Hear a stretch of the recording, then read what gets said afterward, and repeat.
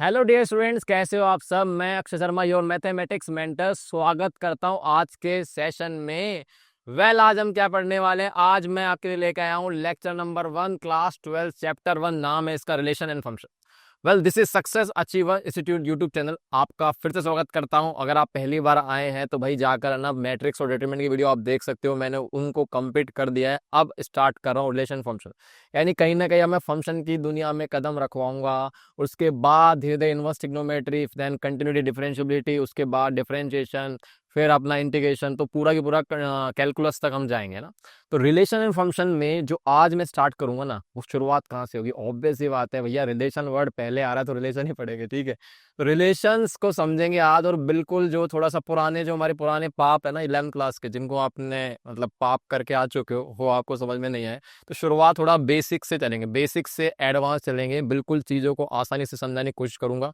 बाकी आपके ऊपर है, आप कितना फोकस साथ कंसंट्रेशन के साथ पढ़ाई करते हो। नोटबुक वगैरह उठाओ, लिखना स्टार्ट कर सकते हो, ठीक है। और अगर आप रिवीजन करने के लिए तो बहुत ही बढ़िया है भाई। फास्ट तो नहीं होगा, स्लो स्लो चलेगा, क्योंकि ये अभी वन शॉट नहीं है।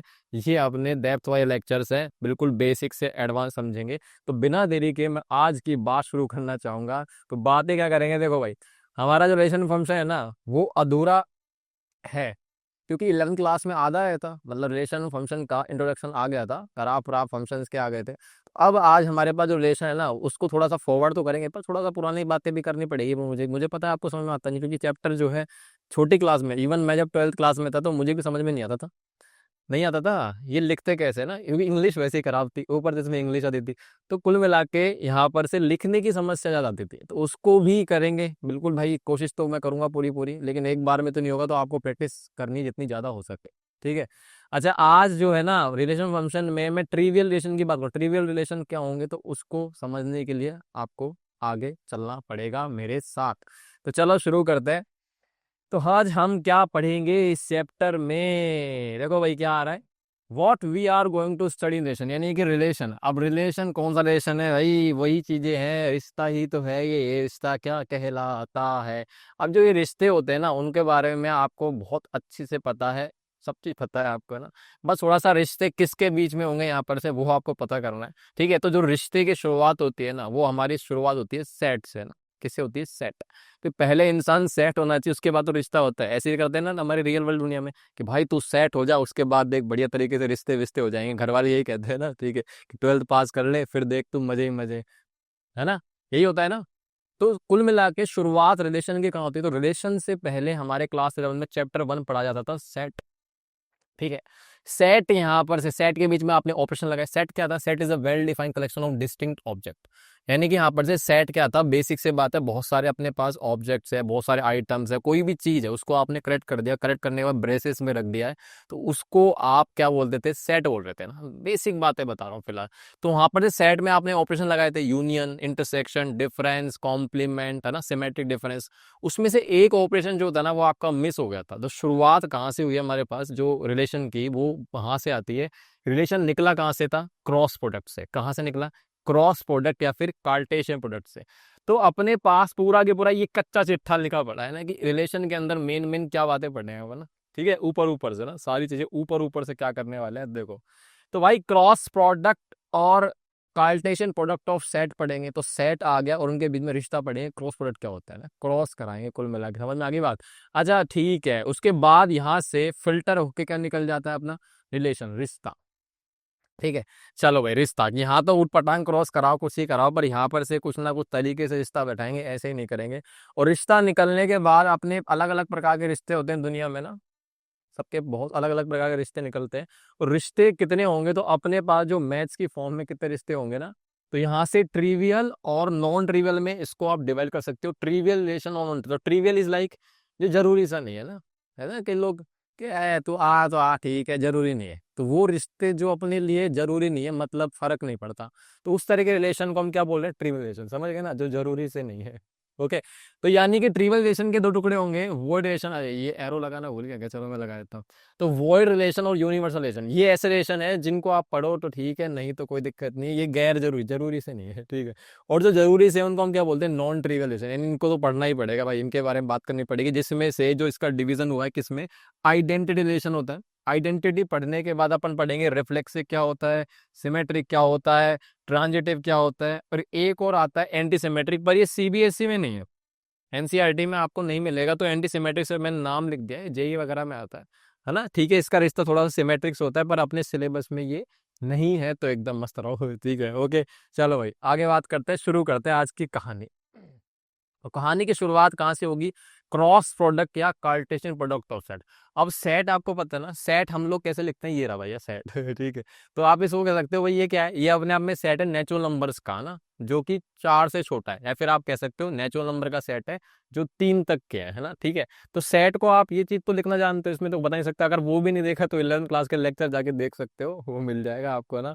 ठीक है, इतना ही बिल्कुल ही एकदम धरती में ही हो तो भाई। ओके, चलो चलो चलो चलो। तो पहली चीज क्रॉस प्रोडक्ट क्या होता है, तो अपने पास दो क्या आ गए, दो आ गए मेरे पास सेट। अब इन सेट के लिए मैं रिश्ता निकालूंगा, लेकिन वो वाला रिश्ता नहीं है, ये ऐसा रिश्ता है कि सबको सबसे मिलाओ, सबको सबसे मिलाओ। तो यानी कि पढ़ते हैं, let A and B to non empty set. Non empty का मतलब उनके अंदर कोई ना कोई एलिमेंट मिल गया। ठीक है भाई, तो Cartesian product of A and B denoted by A cross B, यानी क्रॉस प्रोडक्ट जो है कार्टेशियन प्रोडक्ट भी बोलते हैं उसको। तो आप डिनोट किससे करते हो, ए क्रॉस बी है ना, पहला ए है फिर दूसरा बी है।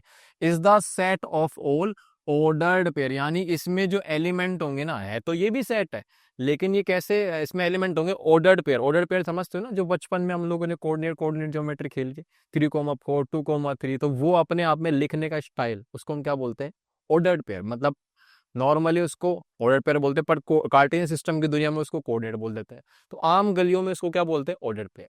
इस प्रकार से कि जो पहला एलिमेंट है ना ए, वो किससे आएगा, वो आपका पहला ए से आएगा, और जो बी है ये वाला, वो इस वाले में बी से आएगा। ठीक है, यही चीज लिखी पड़ी है कि A belongs to A and B belongs to B होगा। तो ए क्रॉस भी आपका क्या होता है, ए क्रॉस भी होता है एक सेट, उसके अंदर ये एलिमेंट होगा ए कोमा बी, ऑर्डर पेयर की फॉर्म में होगा। तो पहला एलिमेंट आपके पहले वाले से आता है, दूसरा एलिमेंट दूसरे से आएगा, सिंपल चीज है। ठीक है, अब ये चीज है, मान लो कि एग्जांपल के लिए एक सेट है 1 2 3, दूसरा सेट बी है एक्स कोमा वाई, तो आप यहाँ पर से आप क्रॉस प्रोडक्ट कराओगे। तो भाई इसको कराने का तरीका जो है ना, तीर चलाने वाला सिस्टम है। आप तो ये समझो, ये ए रहा, ये आपका रहा बी, ये जो है इसको बोलते हैं बाइनरी डायग्राम है ना, मैपिंग डायग्राम बोलते हैं। तो ए और बी में जो ए के एलिमेंट है, क्योंकि मैं ए क्रॉस बी निकाल रहा हूं, तो ए क्रॉस बी, तो तीर यहां से चलेंगे सर, क्या चलेंगे, तीर, ऐसे धनुष चलाऊंगा।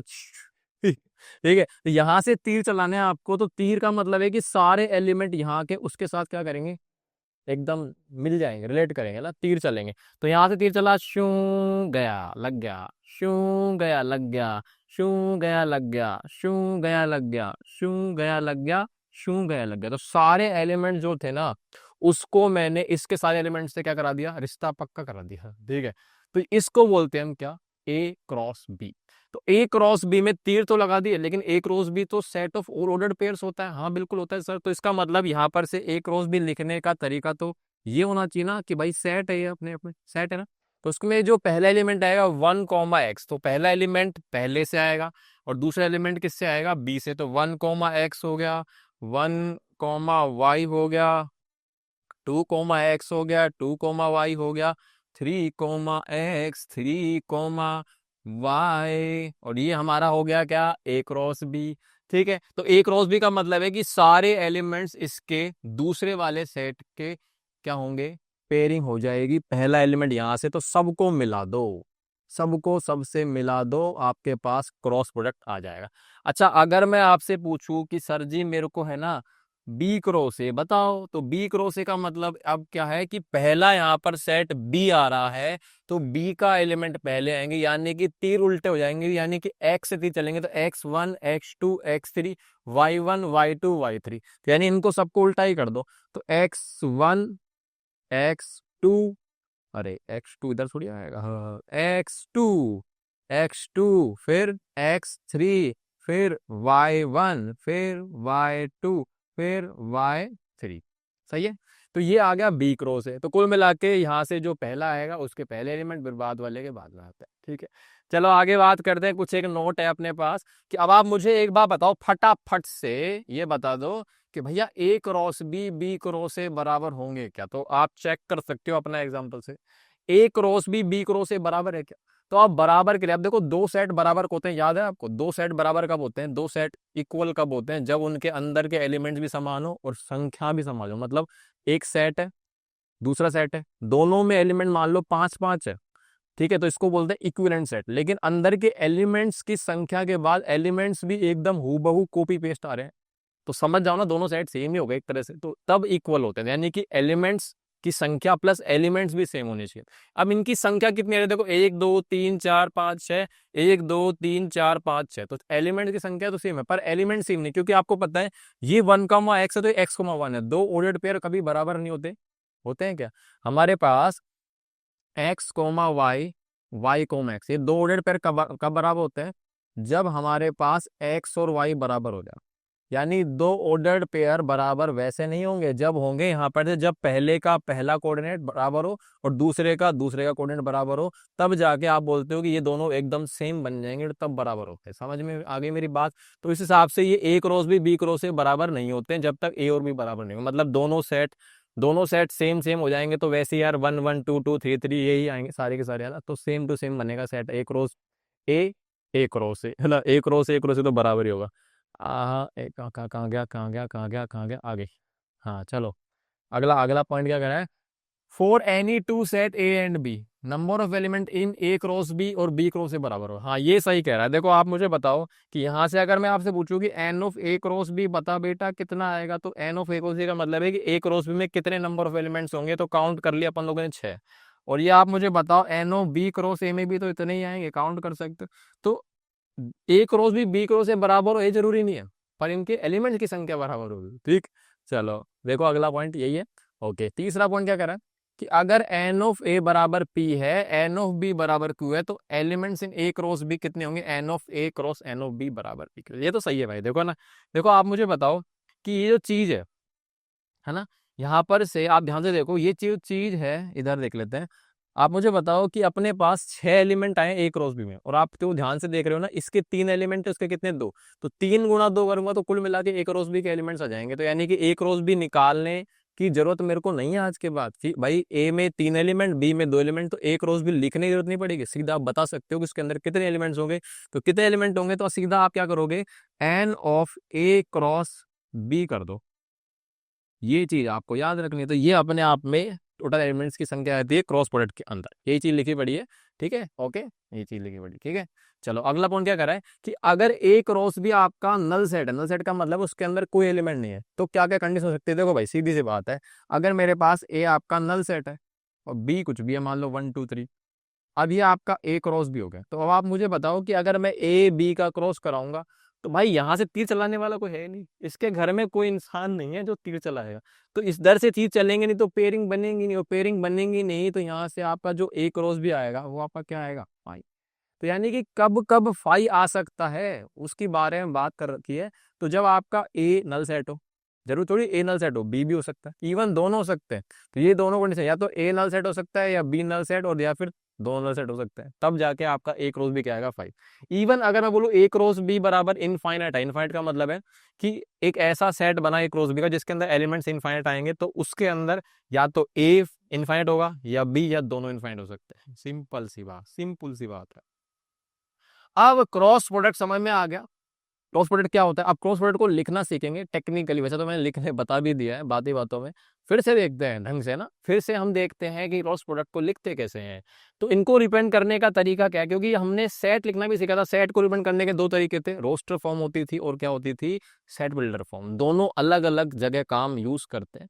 ओके, तो ऐसे यहाँ पर से दो फॉर्म होगी जिनमें मैं बता सकता हूँ एलजेब्रिक। एलजेब्रिक का मतलब है कोई चित्रहार नहीं दिखेगा, और दूसरा आपका विजुअल है, यानी कि कोई ना कोई चित्रों का यूज करके आप करोगे। और पीछे मैंने देखो दोनों फॉर्म यूज भी कर लिया, आपको पता भी नहीं होगा बातों बातों में, ये एलजेब्रिक फॉर्म रही और ये चित्रहार है, ठीक है। ओके, चलो भाई, चलो चलो चलो चलो, देखो देखो जल्दी जल्दी से। तो एलजेब्रिक फॉर्म में रोस्टर फॉर्म और सेट बिल्डर फॉर्म। अब रोस्टर फॉर्म का मतलब आप जानते हो ना, इसमें डायरेक्टली क्या करते हैं हम, एलिमेंट्स लिस्ट करते हैं, एलिमेंट्स आर लिस्टेड, है ना, सेपरेटेड बाय कैसे, कोमास, कोमास से सेपरेट करते हैं। और ये चीज तो मैंने करी भी है, नहीं करी क्या, देखो आप देखो इधर, यही तो करा है मैंने कि यहाँ से डायरेक्ट एलिमेंट लिस्ट कर दिया और कॉमा सेपरेट कर दिया, तो इसको हम क्या बोलते हैं, रोस्टर फॉर्म बोलते हैं सर। और सेट बिल्डर फॉर्म क्या होती है, तो सेट बिल्डर फॉर्म के अंदर आपको पता होगा ना, ऐसे लिखते हैं, ऐसे याद है क्या, ये चीज तो लिख के आया हूं मैं कि A belongs to A comma B belongs to B, ये आपका ए क्रॉस बी है। तो ये एक तरह से हम लिख के ही आ रहे हैं, स्टार्टिंग इसी से हुई है हमारी, देखो ये भी है ना। ये आपकी सेट बिल्डर फॉर्म है कि इसमें हम जनरलाइज कर देते हैं एलिमेंट्स को डायरेक्टली। चलो चलो आगे बात करें, तो दूसरा जो है हमारे पास एरो डायग्राम। तो ये arrow diagram, binary diagram, mapping, ये आपका कहाँ था, ये मैंने आपको समझा दिया, ये रहा तीर चलाने वाला। एरो मतलब तीर है ना, देसी भाषा में तीर बोलते हैं, धनुष बाण उठाओ। उसके बाद दूसरा है ट्री डायग्राम, पेड़ बनाएंगे ऐसे, पेड़ ब्रांचेस। ये आपने यूज करा होगा सैंपल स्पेस लिखने के लिए, क्योंकि सैंपल स्पेस जो है, सिक्का उछला, 2 बार सिक्का उछला, 3 बार सिक्का उछला, तो जो अपने पास जो फेवरेबल आउटकम्स आते हैं उनको हम जो लिखते हैं, तो वो भी क्या बनता है, एक सेट ही तो होता है। और सेट को लिखने के भी तरीके, ट्री डायग्राम, सब चीजें हैं।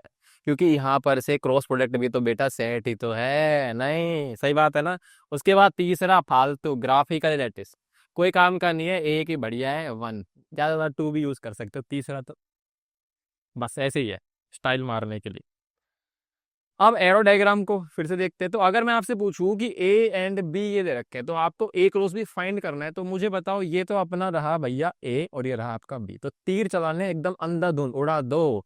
तो उड़ाने का मतलब है कि तीर चलाओ, ए से आया 1 को गया, बी ए से आया 2 को लगा, तीरों पे तीर चलाते हैं हम महाबली। ठीक है, चलो तीर चला दो। पुरानी वाली रामायण की जो ट्यून आती है वो अलग होती है, तीर चलते हैं तो सारे तीर चला दिया हमने। अब तीर खत्म हो गए हैं, तो आप मुझे बताओ, एक रोज भी आराम से लिख लोगे ना, वही चीज आएगा।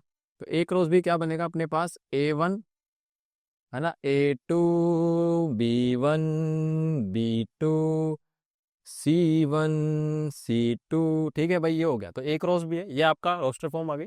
और ये आपका क्या है, एरो डायग्राम। ठीक है, चलो आगे बात करते हैं। अगला ट्री डायग्राम देखना है, ट्री डायग्राम देखना है, तो ट्री डायग्राम के लिए याद रखना भैया, एक रोज भी है, तो देखो यहाँ से ऐसे ब्रांचेस निकलेंगे, ऐसे क्या निकलेंगे, ब्रांचेस, और ए के एलिमेंट यहाँ पे लिस्ट कर दो।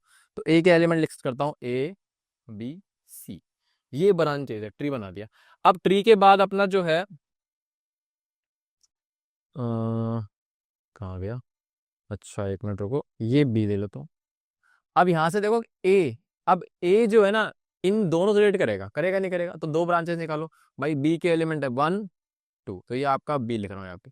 फिर बी के साथ दोनों एलिमेंट ऐड करेंगे 1 2, और सी के साथ भी दोनों एलिमेंट ऐड करेंगे 1 2। तो ये एक तरह से मैंने बी के जितने भी एलिमेंट थे ना, हर एक को ए के एक एक एलिमेंट को ए के सब से रेट करा दिया। तो अब आपके पास जो है एक तरह से ये क्या बन रहा है, देखो भाई, ये है क्या, ये आपका बन गया A1, ब्रांचेस को ऐड करते जाओ, तो फिर A2, फिर इधर से क्या आएगा B1, इधर से कितना आएगा B2, इधर से कितना आएगा C1, इधर से क्या आएगा C2। तो सारे एलिमेंट आ गए, नहीं आ गए, वही पीछे वाले देखो, अब मैं लिख के तो बता ही नहीं रहा हूँ दोबारा से, सारे एलिमेंट आ गए अपने ना, देख लो, A1 A2 B1 B2 C1 C2 आ गया।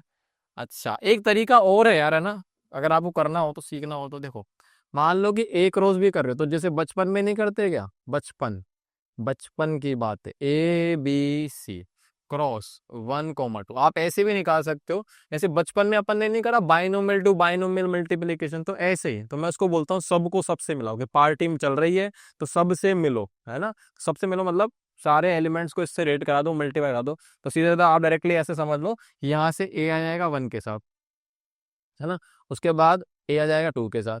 तो इस तरीके से आप पूरा लिख सकते हो, B1 B2 C1 और ये C2, बस खत्म। इतना आसान है, एकदम बढ़िया। चलो आगे बात करते हैं, ग्राफिकल और लेटिस। तो ग्राफिकल लेटिस, ग्राफ का मतलब समझ लो ना, एक्सिस, यानी कि कहीं ना कहीं मिलन होगा, तो मिलन होगा तो ये जो पॉइंट है ना, वो आपको कुछ ना कुछ दे के जाएगा। ओके, तो यानी यहाँ पर से मिलन के लिए आपको ए जो है, अब देखो ए के एलिमेंट्स क्या है, ए अपने पास है, कोई भी एक्सिस पे आप ले सकते हैं। नॉर्मली अपन लोग कोऑर्डिनेट सिस्टम की जब बात करते हैं, तो पहले एक्स लिखते हैं, बाद में लिखते हैं वाई, पहले एक्स की वैल्यू है, याद रखना, पहले हमारे को एक्स की वैल्यू निकालनी पड़ेगी, एक्स का ध्यान रखना पड़ेगा। तो भाई ए को मान लो कि ये आपका क्या चल रहा है, ए बी और सी, और आपका बी है आपका कौन सा, 1 और 2। तो बस आपको ये इंटरसेक्शन पॉइंट बताना, ये इंटरसेक्शन पॉइंट ये क्या है, और वहां से आपको मिल जाएंगे ऑर्डर्ड पेयर्स। तो भाई ये देखो कैसा आएगा, ए और वन, तो ये आ गया ए कोमा वन, फिर ये आएगा ए कोमा टू, यहाँ से बी कोमा वन, यहाँ से B comma two, C comma one, C comma two, तो सारे आंसर वही आएंगे, ऑब्वियस सी बात है, बस प्रेजेंट करने का तरीका है। देखो आगे बात करें फिर। हम्म हाँ, तो अब क्रॉस प्रोडक्ट तो हमने समझ लिया। तो देखो अब उस पर क्वेश्चन तो मैं कराने से रहा, 11th क्लास के लेक्चर देख सकते हो आप। बस हम लोग याद दिलाना था मुझे। अब मैं ऐसा समझूंगा कि हाँ भाई जो देखने वाला इंसान है वो मेरे साथ चल रहा है। रिलेशन का मतलब आप जानते हो क्या होता है, रिश्ता। जितना आप इसको देसी भाषा से समझोगे ना उतना बढ़िया। अगर आप इसको किताबी डेफिनेशन पढ़ के समझने लगे ना तो भाई ऊपर से जाता है ये चीज, मेरे को पता है। ठीक है, हमारे भी गया था। तो रिश्ता जो है ना, ये रिश्ता क्या कहलाता है, देखो मान लो कि मेरे पास एक दुनिया ये रही, दूसरी दुनिया ये रही, है ना। तो आपको मैं बोल रहा हूँ कि इसमें से ए और बी के अंदर के एलिमेंट्स को आपको जोड़ना तो है। अब क्रॉस प्रोडक्ट तो आएगा, वो तो अंधाधुंध फायरिंग करता है, सबको सबसे मिलाओ। लेकिन रिश्ता क्या कहता है, रिलेशन ये कहता है कि सबको मत मिलाओ, किसी कंडीशन से मिलाओ। ऐसे नहीं कहते अपन दोस्तों से नहीं कहते यार मेरे को उससे मिलवा दे यार, तो फलाना ढिकाना जो भी कंडीशन आएगी उसके बेस पे तो मिलवाता है आपका दोस्त, कि देख तू पहले मेरे को 10-20 रुपए दे, तो मेरे को ये खिला, तो मेरे को पार्टी दे। तो कुल मिला के किसी ना किसी यहाँ से जो एलिमेंट्स है ना वो किसी कंडीशन या किसी रूल के हिसाब से कनेक्ट होंगे। तो वो रूल और कंडीशन, वो इसी को हम क्या बोलते हैं, रिलेशन, कि किस बेस पर यहाँ के एलिमेंट्स यहाँ से रिलेट करने वाले हैं। आगे समझ लें। तो अब आप है ना रिलेशन कितने में डिफाइन कर सकते हो, ठीक है, रिलेशन कितने में डिफाइन कर सकते हो। तो इसमें अगर मैं अपनी मर्जी से ऐसा मान लेता हूँ, एक ले लेता हूँ, तो मान लो कि मैंने इसमें रिलेशन तो ले लिया, और ये कौन सा रिलेशन लिया मैंने, कि यहाँ से जो दुनिया के लोग, यहाँ से दुनिया के लोग है ना कनेक्ट होंगे। और अगर मैं आपसे बोलूँ कि ले लेते हैं क्या, कि यहाँ से रिलेशन ले लिया मैंने लेस देन का, किसका रिलेशन लिया, लेस देन का। तो इसको कैसे करेंगे, भाई यहाँ से आया वन, वन भाई साहब ने उठाया तीर, है ना, उठाया तीर, ऐसे चलाऊंगा चलाऊंगा चलाऊंगा, तो बीच उसने बोला ना यार ब्रिज के ऊपर चलना पड़ेगा, तेरे को ये ब्रिज है कनेक्टिविटी, तो तेरे को इसको फॉलो करना पड़ेगा। तो one less than minus one, क्या ये सही है क्या, one less than minus one, तो यहाँ से दो एलिमेंट्स आएंगे, इनके बीच में ये चीज आ जाएगी कि तू मिलेगा नहीं मिलेगा, रिश्ता होगा नहीं होगा हमारा। तो one less than minus one है, तो अब आप बताओ one less than minus one होता है क्या, वन माइनस वन से छोटा था क्या, नहीं होता, तो तीर चलेगा क्या, नहीं चलेगा। वन लेस देन थ्री होता है, हाँ होता है, तो इसका मतलब तीर चलाओ, श्यू धनुष बाण। उसके बाद वन लेस देन फाइव होता है सर, श्यू तीर गया।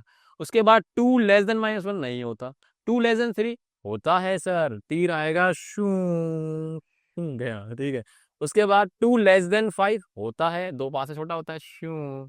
उसके बाद four less than minus one नहीं होता, फोर लेस देन थ्री नहीं होता, फोर लेस देन फाइव होता है। तो यहां से मेरे पास अगला तीर है लास्ट। तो ये जो था ना, इस कंडीशन के बेस पर इधर के एलिमेंट इससे रिलेट करे हैं, तो उसको हम क्या बोल देते हैं, देसी भाषा में क्या बोल दिया, रिलेशन। बस ये है, और कुछ नहीं है, इतना हुआ बना रखा। तो रिलेशन है ना कुछ भी डिफाइन कर सकता है। अब लेस देन है, आप ग्रेटर देन ले सकते हो, समझे नहीं समझे, आप ग्रेटर देन ले सकते हो, कोई सा भी रिलेशन आप डिफाइन कर सकते हो इनके बीच में। इवन जरूरी भी नहीं है कि आप कोई इंग्लिश में स्टेटमेंट लिखो। मतलब मैं ऐसा कह सकता हूँ कि अगर मैं आपसे बोल रहा हूँ कि भाई मैंने है ना एक सेट ले लिया, मान लो ये एक सेट ले लिया, इसमें मैंने ये ले लिया, इसका नाम COD। अब COD के बीच में कोई भी मान लो XYZ A B ऐसे, और मैंने कुछ भी ऐसे तीर चला उठाया, अंधाधुंध फायरिंग, ये बन गया। तो ये भी क्या है, रिलेशन। अब मैंने लिखा नहीं है आपको, पर मैंने बोल दिया कि ये से रिलेट कर रहा है, सारे रिलेट कर जाते तो क्रॉस प्रोडक्ट है, कुछ रिलेट कर रहे हैं तो क्या बन गया, रिलेशन। समझे नहीं समझे, आ गया, बस इतना सा चीज था। तो अब आपको समझ लेना चाहिए कि रिलेशन जो है अपने आप में, देखो अब आप मुझे एक बात बताओ, एक चीज छोटी सी समझो, कि अगर मैं सबको सबसे मिला देता तो वो होता क्रॉस प्रोडक्ट। लेकिन क्रॉस प्रोडक्ट, अब आप मुझे बताओ एक रिलेशन बड़े से बड़ा क्या हो सकता है, मतलब इधर के सारे एलिमेंट को इधर के सारे एलिमेंट से रिलेट तो करा सकता हूँ ना भाई। मान लो कि एक बम्पर ऑफर आए कि हम चलाओ ना धुन, एक ऐसा रिश्ता निकाला कि चलाओ, सब सबसे मिल जाओ, तो वो आपका क्रॉस प्रोडक्ट तो होता है, पर स्टिल वो रिलेशन भी होगा।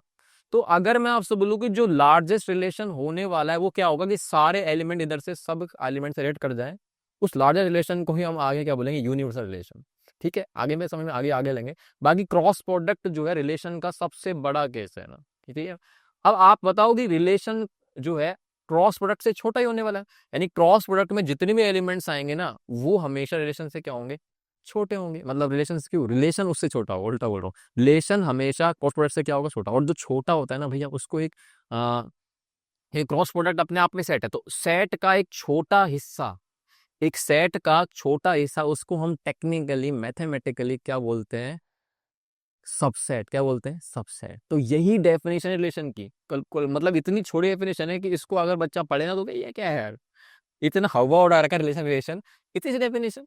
हाँ, रिलेशन कुछ नहीं है, रिलेशन क्रॉस प्रोडक्ट का छोटा हिस्सा है, जो मिनिमम से मिनिमम क्या हो सकता है, कोई भी सबसेट क्या हो सकता है, नल सेट हो सकता है, और कोई भी सबसेट क्या हो सकता है, मैक्सिमम आपका जो मेन सेट है जिसका सबसेट बना रहे हो उसके बराबर हो सकता है। बस तो समझे, इतनी सी बात है। Relation is a subset of cross product. समझे नहीं समझे, आगे बात समझ में। रिलेशन कुछ भी हो सकता है। अच्छा, आप रिलेशन को लिखोगे कैसे, देखो रिलेशन भी तो सेट ही है अपने आप में।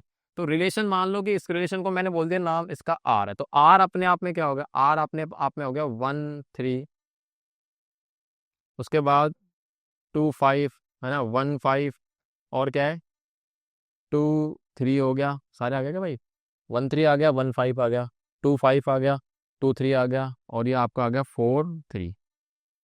सही है, 1 3 1 5 2 3 2 5, 5 हो गया ना, ठीक है।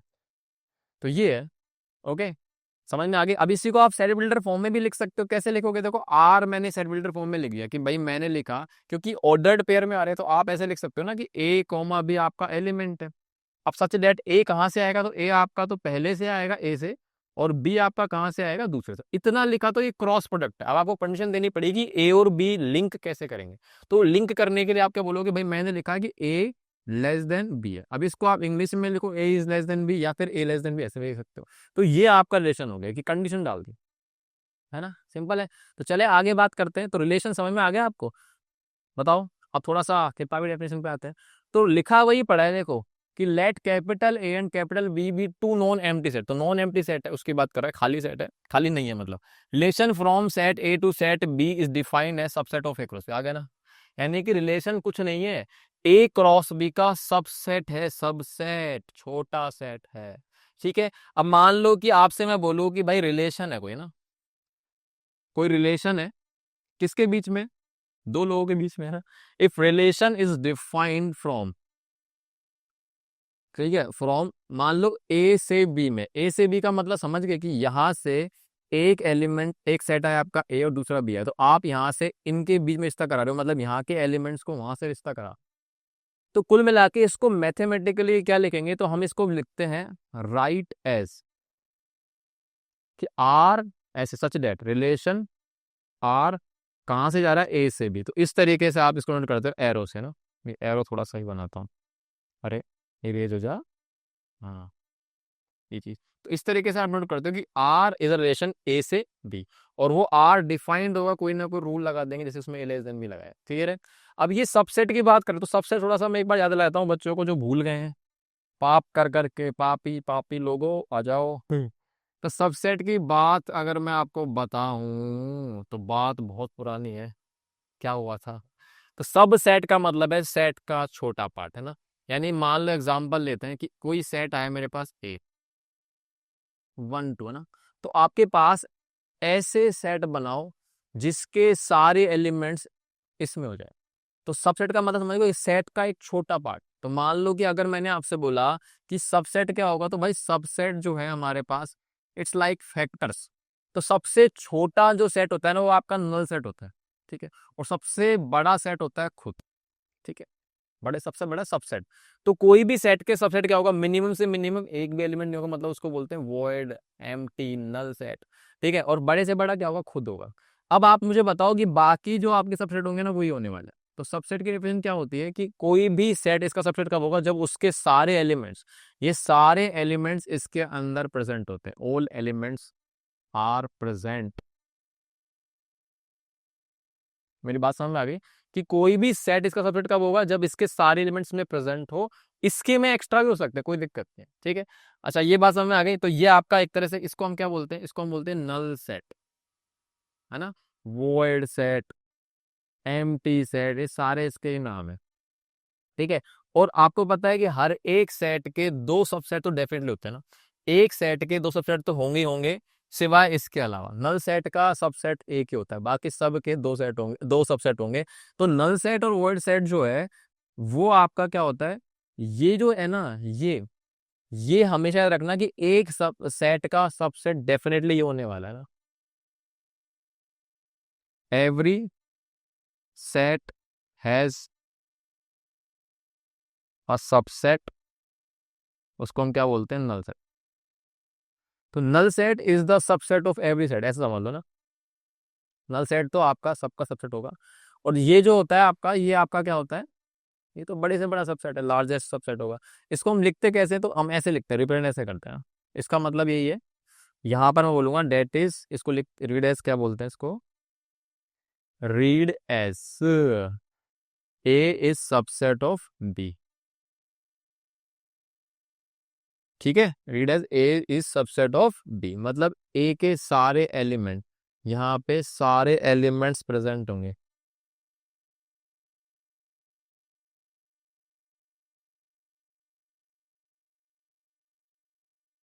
ठीक है, थोड़ा थोड़ा याद आ गया अब आपको। चलो आगे बात करते हैं। तो हम कहाँ पर थे, आ जाओ वापस से। तो कुल मिला के रिलेशन आज के बाद रखना, सबसेट होता है किसका, ए क्रॉस बी का होगा। ठीक है, चलो तो कितने रिलेशन पॉसिबल होंगे क्या नहीं होंगे, चलो नोट करते हैं, चलो आगे बात करते हैं। हाँ, क्या दे रखा है आगे, चलो ये चीज है ना, ठीक है। तो जैसे मैंने आपको एग्जांपल लिया था, इधर आ जाते हैं, देखो। अब मान लो कि अगर मैं आपसे बोलूँ, पहला पहला पॉइंट जो हमारा है ना, यहाँ से देखो ये चीज क्या कह रहा है, पहला पॉइंट, कि अगर मेरे पास रिलेशन, देखो अब आपको पता होना चाहिए कि ये एक्स वाई अपने आप में एलिमेंट और आर को रिलेशन है, कि एक ये एलिमेंट रिलेशन के अंदर है, तो उसको हम क्या बोलते हैं, कि यहाँ पर से एक्स और वाई जो है ना, एक दूसरे से कोई ना कोई रिश्ते में है ना। और रिश्ता कौन सा होगा, इसके अबाउट, कि आर कोई रिश्ता है, उसके अंदर ये एलिमेंट डले तो वो एक दूसरे से कनेक्टेड होंगे, तो उसको हम क्या बोलते हैं, इसको हम क्या बोलते हैं, X is related to Y under this rule, under this relation.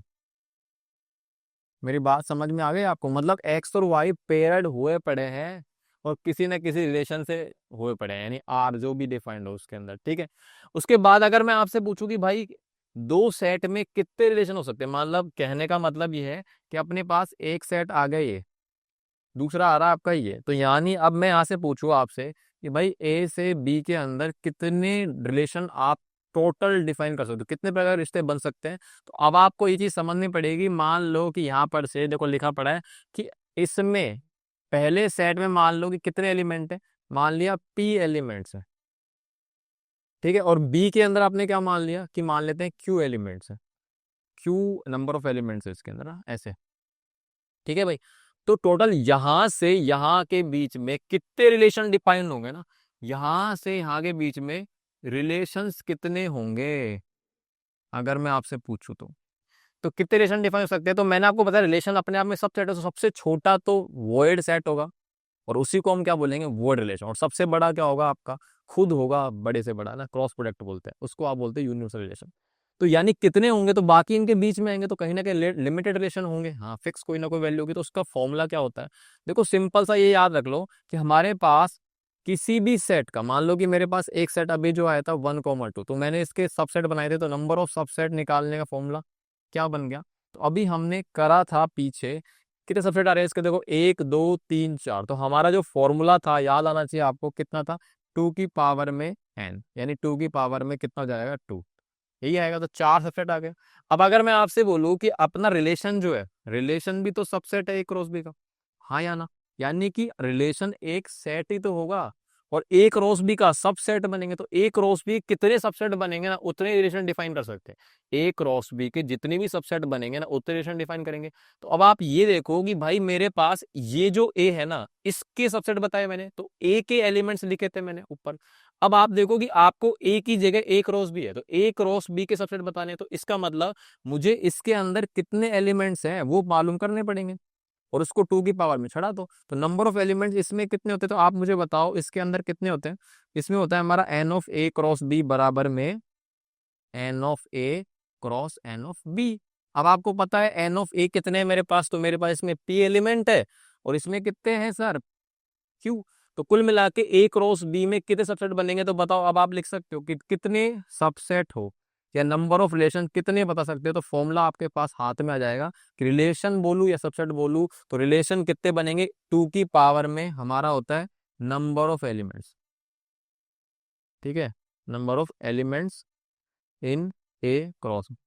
ठीक है भाई, तो अब आप बताओ ए क्रॉस बी में कितने आएंगे, तो आप खुद बता दो, n of A cross N of B हो जाएगा। यही चीज है भाई, सिंपल सी चीज है और कुछ नहीं। तो आपके पास 2 की पावर में कितना आ गया, पी क्यू, और यही चीज आप यहाँ पे देख सकते हो। ठीक है, तो आज के बाद याद रखना कि कितने रिलेशन डिफाइन कर सकता हूँ, तो जितने भी क्रॉस प्रोडक्ट के सबसेट बनेंगे ना, उतने रिलेशन डिफाइन कर सकते हैं किसी एक सेट से दूसरे सेट के बीच में। ठीक है, आगे समझ बात, चलो आगे बात करते हैं। अब हमारी बात आ रही है किसकी, डोमेन, रेंज और कोडोमेन की। तो रिलेशन जो है वो मेरा बन गया, मुझे समझ में आ गया। अब ये डोमेन, कोडोमेन, रेंज क्या है उसके बारे में बात करें, तो जस्ट एक छोटा सा एग्जांपल ले लो, वैसे समझ में आ जाएगा। देख भाई, यहाँ से देख, ये ए है, ये बी है, तो अभी मैं बोलूँ एक्स वाई जेड और ये ए बी। तो अगर मैंने कोई भी रिश्ते चलाए, मैंने तीर चला दिया, ऐसे ऐसे कुछ भी तीर चला दिया मैंने, ये, और इसमें डाल दो एक सी, और डाल दो ना, तो कुल मिला के आप ये समझ लो कि मैंने जो भी बनाया, मुझे नहीं पता मैंने क्यों रेट कराया, बस मैंने ऐसे करा दिया, मेरा मन कर गया। ठीक है, तो रिलेशन आपका जो है वहां से क्या आएगा, आर जो आएगा आपका, और ये जरूरी नहीं आर से ही नाम देना, R1 R2 आदि कुछ भी नाम दे सकते हो, रिलेशन के लिए कैपिटल आर जरूरी नहीं है ऐसा कुछ भी। आर बराबर में X comma A, X comma B, Y comma A, अच्छा एक्स कोमा बी ही है, ए नहीं है, ये हटा दो, इधर लिख दो, है ना, एक्स बी से हो रहा है, बाकी वाई है और वाई है, तो यहाँ पे वाई भी लिख दो। अब ठीक है, तो ये हमारा आ गया रिलेशन। ठीक है, ऑर्डर पेयर के फॉर्म में। अब आप है ना कुल मिला के पढ़ लो, कुछ नहीं है इसके अंदर। देखो डोमेन का मतलब क्या, रिलेशन के केस में जिन्होंने तीर चलाए, जिन्होंने तीर चलाए वो तो आपका डोमेन बनेंगे, और जिन्होंने तीर खाए वो आपका रेंज बनेंगे, और जो सामने टोटल तीर खाने के तैयार है कि आ जाओ मार लो हमको वो आपके क्या बनेंगे, कोडोमेन। ठीक है, तो यानी कुल मिला के ये तो लिखा पड़ा है कि अगर ए और बी दोनों एम्प्टी सेट हैं, तो रिलेशन जो होगा ए टू बी में, वी नोट दैट। ठीक है, वी,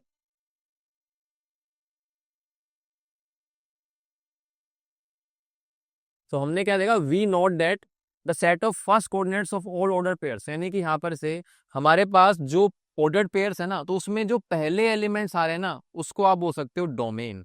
तो डोमेन ऑफ आर जो है कितना हो जाएगा, तो अपने पास यहाँ से पहले जो आ रहे हैं एक्स और वाई, है ना, पहले ऑर्डर्ड पेयर के जो पहले एलिमेंट जिन्होंने तीर चलाए, बस उनका सेट बना दो।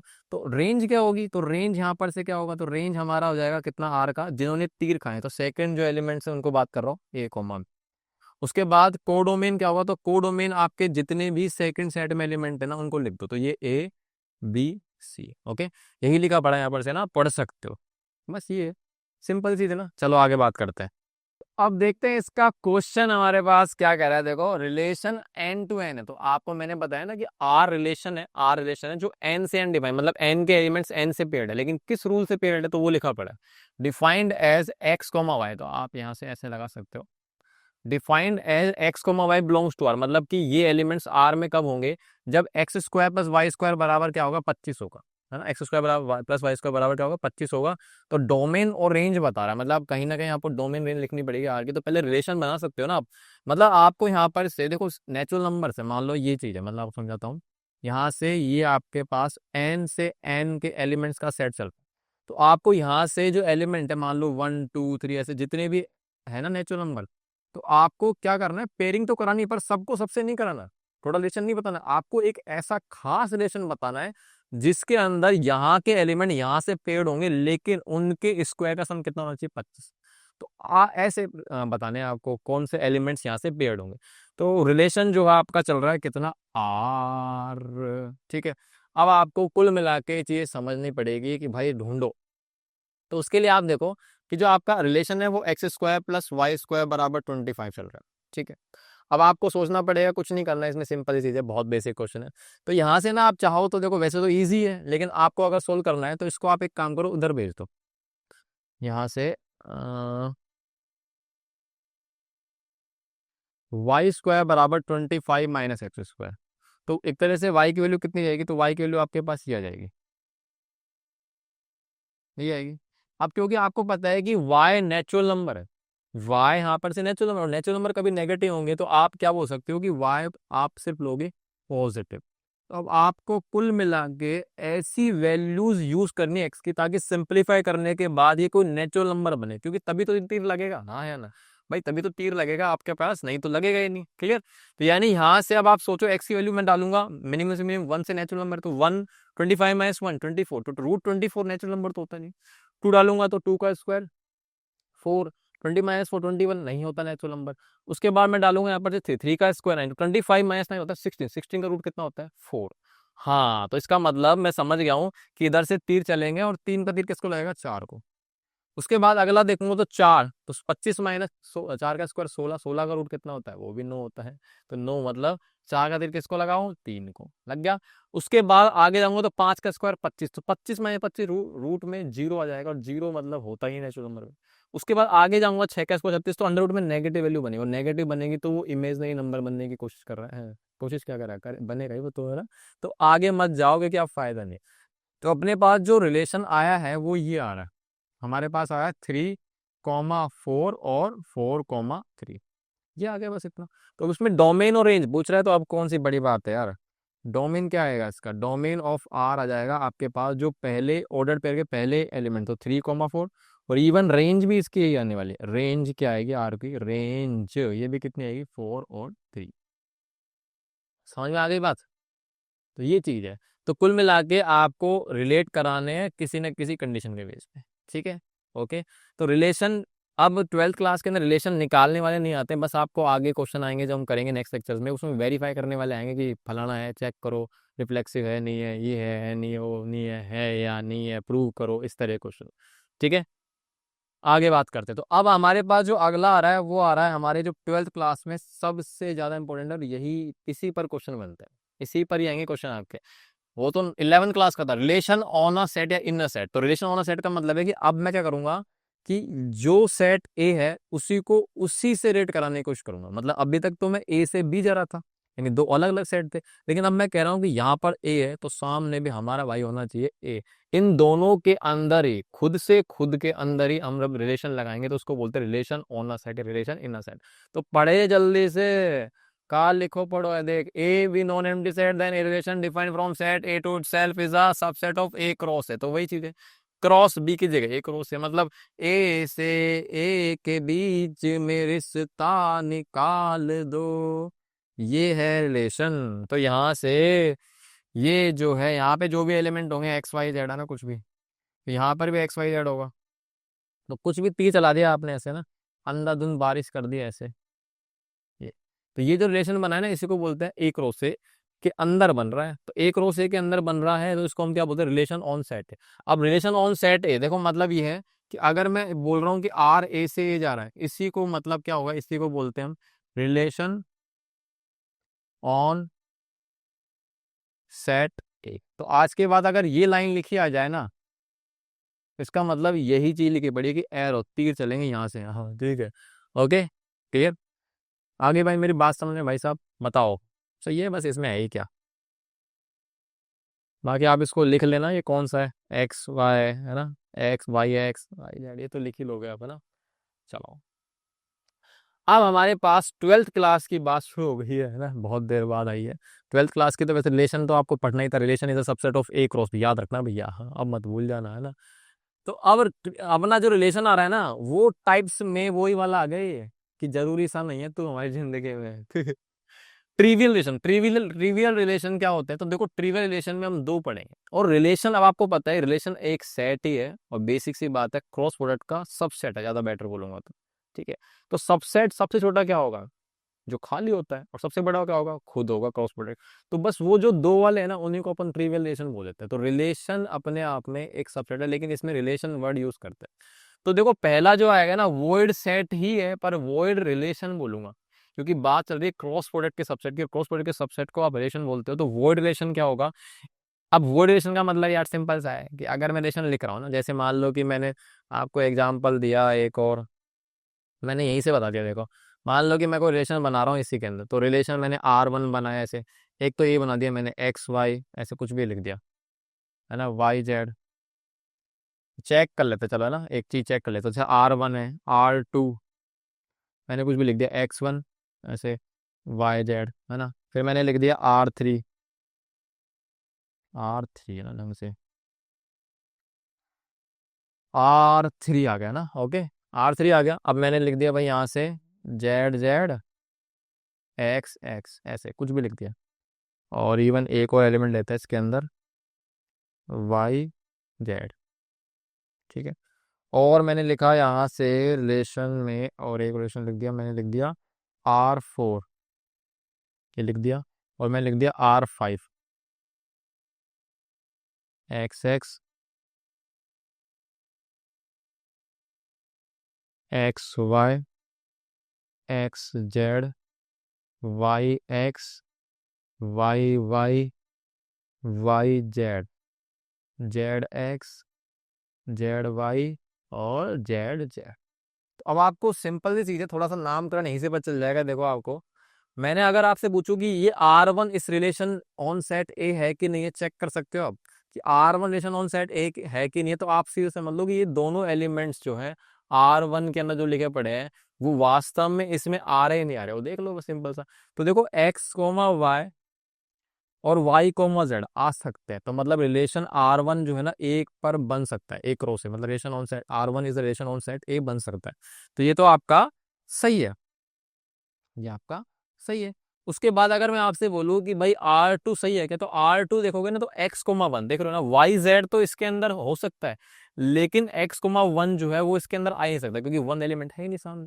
तो इसका मतलब ये रिलेशन नहीं है ए के ऊपर, ये रिलेशन ए के ऊपर नहीं है। क्योंकि आप रीजन दे सकते हो, क्योंकि हमारे पास जो ये है x, 1, ये x, 1 रिलेशन के अंदर नहीं होगा, नहीं होगा तो ऐसे लिखते हैं, ठीक है। तो कुल मिला के रिलेशन इस पर डिफाइंड ए पर नहीं है, ये कुछ भी बना दिया मैंने गलत सर। उसके बाद R3 है क्या, तो देखो z इसमें पॉसिबल है, बिल्कुल है। उसके बाद x पॉसिबल है, बिल्कुल आ सकते हैं। तो yz पॉसिबल है, बिल्कुल आ सकते हैं। तो इसका मतलब ये भी रिलेशन पॉसिबल है। अब आया R4, अब R4 के अंदर कोई एलिमेंट नहीं है। अब R4 क्या है आपका, ये आपका देख रहे हैं ना आपको, ये नल सेट है, इसको हम क्या बोलते हैं, नल सेट अपने आप में, नल सेट है ना, नल सेट। अब नल सेट है, और आपको पता है कि सबसेट जो होते हैं उसमें सबसे छोटा सबसेट होता है आपका नल सेट। तो ये लेकिन रिलेशन तो है इसके ऊपर, तो रिलेशन जो है उसको नल सेट ना बोलकर हम क्या बोल देते हैं, इसको बोल देते हैं हम वॉइड रिलेशन। तो ये आपका वॉइड रिलेशन कहलाता है, मतलब जब आपके पास एक भी एलिमेंट नहीं होगा किसी रिलेशन के अंदर, तो उसको हम वॉइड रिलेशन बोलते हैं, ठीक है, सिंपल सी है। और आप देख रहे हो ना इसके अंदर कितने हैं, तो 3 × 3 9 एलिमेंट आ रहे हैं, 1 2 3 4 5 6 7 8 9। तो ये आपका बड़े से बड़ा रिलेशन हो गया है, इसको हम आगे क्या बोलेंगे, अभी बताता हूँ, इसको बोलते हैं यूनिवर्सल रिलेशन। तो ये यूनिवर्सल रिलेशन और वर्ड रिलेशन, इन दोनों को मिलाकर आप ट्रिवियल रिलेशन कंसिडर करते हो, क्योंकि ये जरूरी से नहीं है, सबको पता है कि ये तो हो गई होगा और ये भी हो गई होगा, इनके बीच में क्या ही बात करनी है ना, ये दोनों तो होंगे ही होंगे, तो ये जरूरी से नहीं है, ठीक है। आगे समझ में बात, तो इस तरीके से आप चेक कर सकते हो। तो वही चीज लिखा पड़ा है कि ए जो है, अब फाइव से नोट करते हैं इसको, क्योंकि आपको पता है कि नल सेट को अपन फाइव से नोट करते हैं, लेकिन इसमें रिलेशन की बात करो तो वर्ड रिलेशन, एम्प्टी रिलेशन, नल रिलेशन, जो भी नाम आप दे सकते हो इसको, five is a subset of एक रो से। तो ये सबसेट है ना, अब इसमें बराबर का निशान भी आता है, पर बराबर का नहीं सकता, क्योंकि नल सेट कभी भी बराबर थोड़ी होगा, नल सेट के अंदर कोई एलिमेंट ही नहीं होता। तो इक्वलिटी का साइन आप मत लगाओ, ठीक है, इसको हटा दो। तो यानी यहाँ पर से हो गया हमको, तो five is a relation on A called the empty और वो रिलेशन, सिंपल सा है। तो उसका काउंटर एग्जाम्पल, एग्जाम्पल देखें, तो एग्जाम्पल है ए 1 2 3 4। अब रिलेशन आर डिफाइंड है किसके ऊपर, आर डिफाइंड ऑन ए, हमने पढ़ लिया रिलेशन ऑन सेट ए की बात। तो ये रिलेशन कैसा बना पड़ा है, ये ऐसे, एक तो ये लगाओ A, B है, और ये रिलेशन ऐसे कर रहा है, रिलेट ऐसे कर रहे हैं, ये रिलेशन है इनके बीच में। तो मोड ऑफ A - B जो है ना वो 4 या 4 से बड़ा होगा, मतलब कुल मिला के कह सकते हैं हम कि इनके बीच का डिफरेंस है ना, ये डिफरेंस की बात कर रहे हैं, और जो डिफरेंस की वैल्यू है ना वो आपके पास 4 के बराबर, 4 से बड़ी होती है। इसको ट्रू करेंगे तभी तो वो A, B इस R के अंदर कंसिडर करे जाएंगे एलिमेंट्स, ऑर्डर्ड पेयर। तो यानी कि ये दोनों चीजें ट्रू होंगी, तो उसके लिए वैल्यू उठाओ। तो जैसे मान लो आपने A की वैल्यू यहाँ से, अब आप इसमें से उठाओगे, A की वैल्यू 1 उठा ली मान लो, बी की आप मान लो 2 उठा ली, तो आपने इसमें से वैल्यू उठानी है। तो कुल मिला के यहाँ के जो एलिमेंट्स है ना 1 2 3 4 1 2 3 4, तो इनके बीच में आप रिलेशन लगा लो। रिलेशन आपका दे रखा है mod of A - B greater than equal to 4। ये आपका कौन सा सेट है, ये भैया आपका सेट दे रखा है ए से चलेगा, ठीक है, ठीक है। तो अब आपको ये देखना कि भाई यहाँ से जो एलिमेंट आएगा वो वैल्यू एक ही बनेगी, क्योंकि पहला एलिमेंट हम लोग इधर से लेते हैं और दूसरा एलिमेंट हम यहाँ से लेंगे। तो इधर से आपने दो एलिमेंट उठाए और उनको चेक करा कि ये ट्रू कर रहे नहीं कर रहे, सेटिस्फाई कर रहे नहीं कर रहे, जब भी तो आप इनमें एलिमेंट्स आएंगे रिलेशन के अंदर। तो अगर मैंने 1 और 2 उठाया तो 1 ए की वैल्यू रखो और यहाँ पे रखो, तो 1 - 2 होता है -1, और -1 का मोड क्या होता है पॉजिटिव, और 1, तो 1 क्या 4 से बड़ा होगा क्या, या 4 के बराबर होगा क्या, नहीं, 1 तो 4 छोटा होता है, तो इसका मतलब ये फेल हो गया, तो मतलब 1, 2 इसमें रिलेशन में नहीं आएगा। तो आप ये सोचो कि मैं अगर सारों को चेक करूंगा तो आप ये देख लो कि मैं मिनिमम अगर 1 उठाऊं और मैक्सिमम 4 उठाऊं, तो इनका डिफरेंस जो होगा ना, डिफरेंस की बात चल रही है ना, तो इनका डिफरेंस 1 और 4 का डिफरेंस कितना आएगा, 1 - 4 करूंगा तो -3 आ सकता है या फिर 3 आ सकता है। तो -3 या 3 का मोड लूंगा तो 3 बन सकता है, यानी मैक्सिमम इसकी जो वैल्यू आएगी ना, इस चीज की जो मैक्सिमम वैल्यू आएगी, इसकी मैक्सिमम वैल्यू जो है ना, वो आपको ज्यादा क्या दिख सकता है, 3 मिल सकती है। और 3 अगर आई ना तब भी आपका फेल होगा, क्योंकि 3 4 से बड़ा, 4 के बराबर नहीं होगा। तो इसका मतलब इसमें एक भी एलिमेंट नहीं आएगा, और एक भी एलिमेंट आएगा तो इसका मतलब यहाँ पर से आर जो है ना वो आपका क्या होगा, वॉइड रिलेशन कहलाएगा। मेरी बात समझ में आ गई? तो इस तरीके से आपको चेक करना है, तो हमेशा जरूरी नहीं तीर चलाने हैं बस डायरेक्टली मिल जाएगा, इस तरह की फॉर्मेटिंग आती है, उसको आपको चेक करना पड़ेगा। नेक्स्ट चलते हैं, देखो ट्रिवियल में ही यूनिवर्सल रिलेशन, क्या यूनिवर्सल, तो यूनिवर्सल अभी मैंने आपको समझाया, तो क्रॉस प्रोडक्ट जो है उसका बड़े से बड़ा लार्जेस्ट जो भी सेट बनेगा, सबसेट बनेगा, उसी की बात कर रहे हैं। तो ए क्रॉस ए को ही हम क्या बोल देते हैं, यूनिवर्सल रिलेशन है, सिंपल सी चीज है।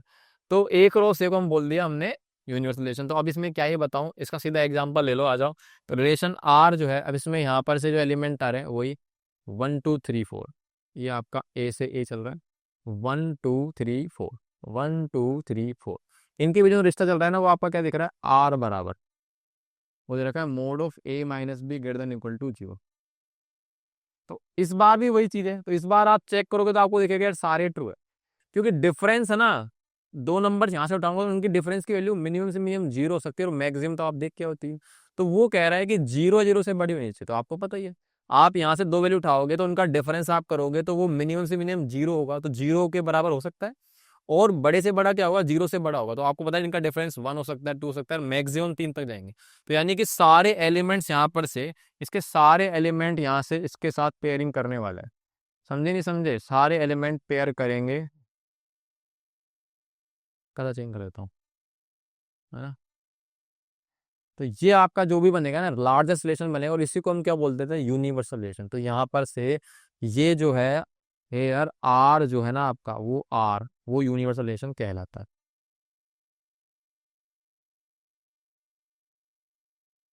ठीक है, याद रखना है इसे, बस यही चीज है। चलो आगे बात करते हैं। अब देखो इसका क्वेश्चन क्या करे, एक क्वेश्चन अपने पास है, लेट ए और बी है रिलेशन दे रखा है, define on a belongs to A, b belongs to B, a minus b आपका इवन इंटीजर है। ठीक है, मतलब यहाँ पर से अब ये बोल तो नहीं रखा, लेकिन आपको लेट करना पड़ेगा कि आर रिलेशन है डिफाइन फ्रॉम ए से बी। ठीक है, चेक करते हैं कि यहाँ पर से क्या बन रहा है।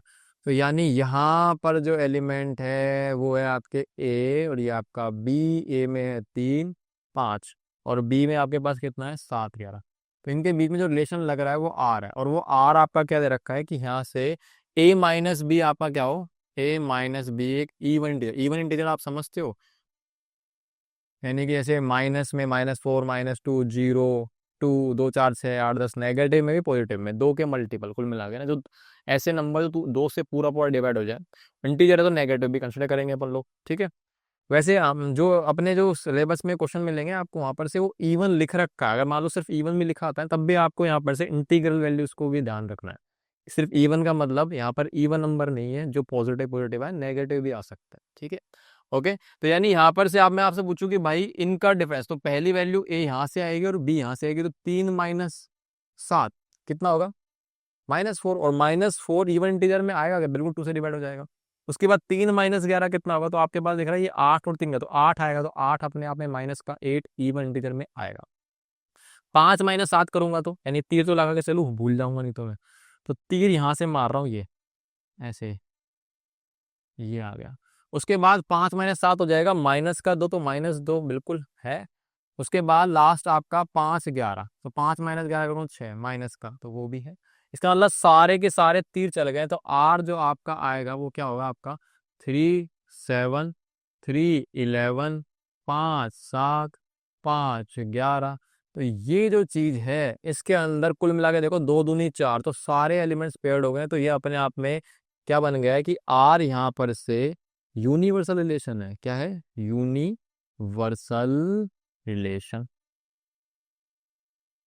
ठीक है, ये है बस, इसमें और कुछ नहीं है।